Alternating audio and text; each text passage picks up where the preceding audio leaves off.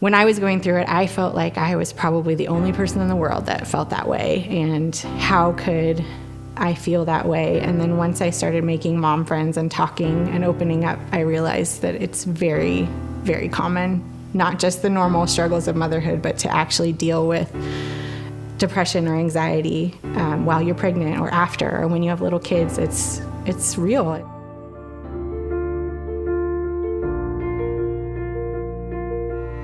Perinatal mood and anxiety disorders can occur during pregnancy and any time the first year after a woman gives birth. It is known by a lot of different names, but what it isn't is baby blues. Those are very common, and it's very short-lived. A lot of women think that maybe this is normal, or the baby blues, something that's just going to go away on its own. People tell women, oh, you just need some sleep, you know, go shopping.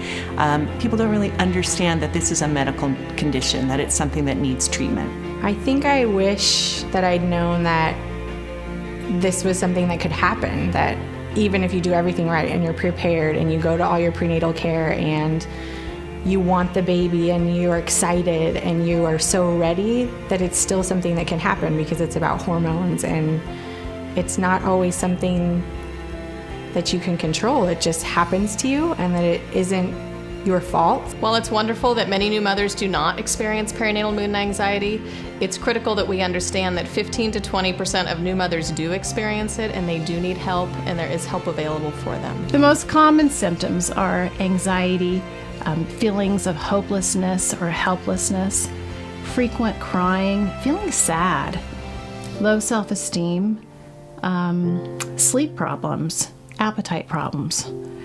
The most important thing about PMADS is that these symptoms won't go away by themselves. Statistics demonstrate that 1 out of 7 pregnant and postpartum women up to the first year of baby's life suffer from postpartum depression. PMADS is the #1 complication of childbirth. While the most common disorders are depression and anxiety, women may also experience obsessive compulsive symptoms, panic, post-traumatic stress disorder, and in very rare cases, psychosis.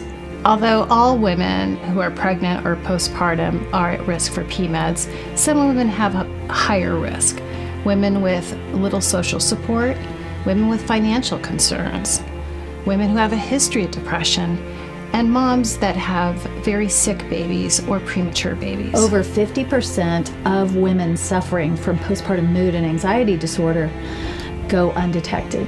The first way that healthcare providers help moms is by talking about this. For those who do have this disorder detected, only about 25% get into treatment. And this is really too bad, because this is a treatable disorder. These women are not alone. There is help. At first, I didn't know I needed help. I thought that it was normal as a mother to feel exhausted and tired and overwhelmed. And I think it took a long time for me to realize that it might be something more than I could handle. Letting women know that this is something that could happen to them, letting families know what the signs are, making sure women know that postpartum depression or anxiety isn't their fault, that it's something that's going on in their body, and that it's something to watch out for and something that can be treated. And by screening, by making sure that we screen women so that all women are getting an opportunity to get into treatment early, before we have all of the consequences for moms and for babies and for families. We all are so careful to look like we've got it, even when things are falling apart, and that is not true. There can be issues for moms, besides feeling terrible and having issues of shame and just feeling incompetent. We really see other kinds of issues like decreased breastfeeding, increased risk of not immunizing, just not connecting with the baby in the same way that mamas would want to. With screening comes the need to treat women who have identified as having postpartum depression. We need to build a competent and trained workforce in order to meet that need. Currently, many of our providers have not been trained to specifically treat this disorder, and they feel really uncomfortable with that. And so we, as a nation, as a state, and then locally, need to increase education to our providers. When reaching out to a therapist, a mom wants to make sure that the therapist that they're contacting is certified in perinatal mood and anxiety disorder and that they're comfortable and confident in treating the moms. This is a very treatable disease, and we need to increase our capacity to provide treatment. Besides individual therapy, there are other options it's important for moms to know. They can go to support groups, and maybe what they just need is to be around other moms that are feeling the same things that they're feeling so that they don't feel alone.